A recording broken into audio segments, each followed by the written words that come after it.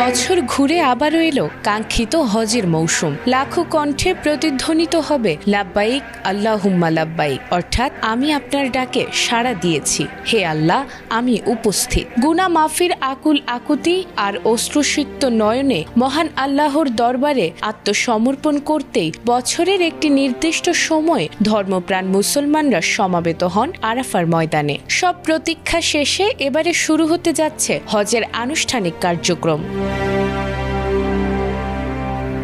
সোমবার ৮ জিলহজ মিনায় অবস্থানের মধ্য দিয়ে শুরু হবে মুসলিম বিশ্বের সবচেয়ে বড় ধর্মীয় সমাবেশের আনুষ্ঠানিক কার্যক্রম। এরপর ৯ জিলহজ আরাফাতের ময়দানে অবস্থানের মাধ্যমে পালিত হবে হজের মূল রোকন বা প্রধান স্তম্ভ।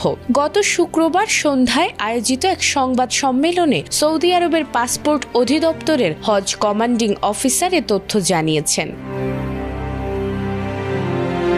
এছাড়াও তিনি আরও জানিয়েছেন, চলতি বছর এখন পর্যন্ত মোট ১৫,১৮,১৫৩ জন বিদেশি হজ যাত্রী সৌদি আরবে পৌঁছেছেন, যা গত বছরের মোট বিদেশি হাজির সংখ্যাকেও ছাড়িয়ে গেছে। তবে রবিবার ও সোমবার আরও বিপুল সংখ্যক হজ যাত্রী সৌদি আরবে পৌঁছাবেন বলে ধারণা করা হচ্ছে। বিষয় হল ২০২৫ সালে মোট ১৬,৭৩,৩২০ জন ধর্মপ্রাণ মুসলিম হজ পালন করেছিলেন। এর মধ্যে সৌদি আরবের বাইরে থেকে আসা হজ যাত্রীর সংখ্যা ছিল ১৫,০৬,৫৭৬ জন। তবে এবারে সেই সংখ্যাও ছাড়িয়ে গেছে, আর তাই ধারণা করা হচ্ছে এবারের হজ আয়োজন গত বছরের তুলনায় আরও বড় পরিসরে অনুষ্ঠিত হতে যাচ্ছে।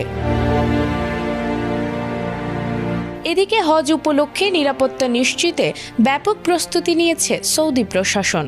সব দিকেই রাখা হয়েছে কড়া নজরদারি। এছাড়াও এবছর বিভিন্ন নিরাপত্তা ও সেবামূলক সংস্থাগুলোর মধ্যেও রয়েছে চমৎকার সমন্বয়। এর ফলে আল্লাহর মেহমানরা স্বাচ্ছন্দ্য ও নিরাপত্তার সঙ্গে তাদের হজের ইবাদত সম্পূর্ণ করতে পারবেন।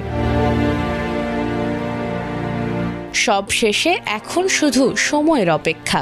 লাখো আশিকের হৃদয়ের আকুতি আর চোখের জলে ধুয়ে যাবে সব পাপ। দুহাত তুলে ক্রন্দনরত কণ্ঠে উচ্চারিত হবে, হে আল্লাহ আপনি ছাড়া আমাদের আর কোনো আশ্রয় নেই, আপনি আমাদের ক্ষমা করুন।